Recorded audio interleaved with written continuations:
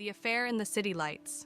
The city of Paris shimmered in the evening glow, its streets alive with laughter, music, and the clinking of wine glasses. Among its winding alleys and golden lights, a small cafe stood like a secret gem.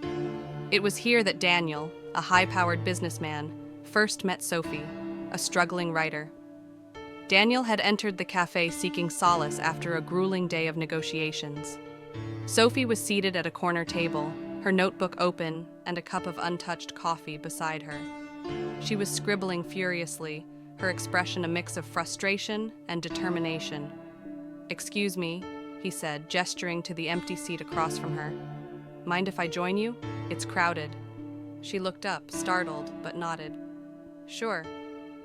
What began as polite small talk soon turned into a deep conversation. Sophie's passion for storytelling captivated Daniel, while his tales of navigating the corporate world fascinated her.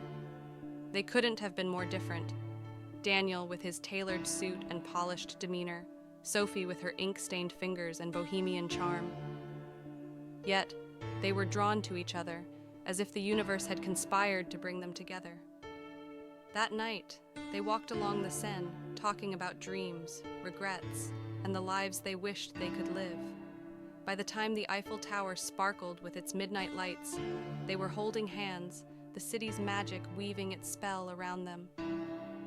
Their affair was intense and all-consuming.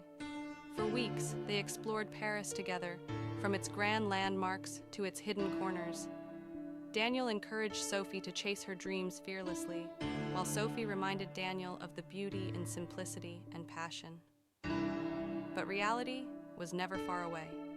Daniel's life was rooted in New York, a demanding career, a family legacy, and expectations he couldn't escape. Sophie, on the other hand, was tied to her modest Parisian apartment, struggling to make ends meet, but unwilling to compromise her artistic soul. As their time together dwindled, they knew the inevitable loomed. "I can't leave my life," Daniel admitted one evening as they sat at their cafe. "But I can't bear the thought of losing you." Sophie's eyes glistened with tears, though she smiled. "We'll always have this." Before they parted, Daniel took her hands in his. "Let's make a promise. Every 5 years, no matter where we are in life, we'll meet here. Same cafe, same time. If our lives align, we'll know it's meant to be." Sophie nodded, her voice breaking. 5 years, I'll be here." And so, they parted, carrying the weight of their love into separate worlds. 5 years later, the cafe looked the same, though the world around it had changed. Sophie arrived first, her heart pounding. She was no longer struggling. Her first novel had been a success, and her second was in the works. But her heart had never let go of Daniel. When he walked in, her breath caught. He looked older but still exuded the same confidence. They embraced, the years melting away. "How are you?" she asked. "Busy," he said, smiling. "But I'm here." Their evening was bittersweet. Though the spark remained, Daniel's life in New York was still as demanding as ever. Sophie, now rooted in her creative freedom, couldn't imagine leaving Paris.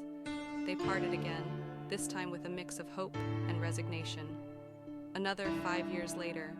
This time, Daniel arrived first. Sophie burst through the door, glowing with excitement. She had just won an international literary prize. Daniel's face lit up at the sight of her.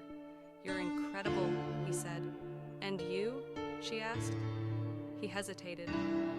"Divorced, finally free to live the life I want." Sophie's smile faltered. "But Paris is my life now. I can't leave." The final meeting. 20 years after their first encounter, the cafe saw them together one last time. Daniel was retired, and Sophie's words had left a mark on the literary world. They held hands across the table, their love undiminished by time. "Maybe in another life," Sophie whispered. Daniel kissed her hand. "But I wouldn't trade this one for anything." And as the city lights sparkled around them, they knew that while their paths had diverged, their love had been the constant thread tying them to Paris, to that cafe, and to each other.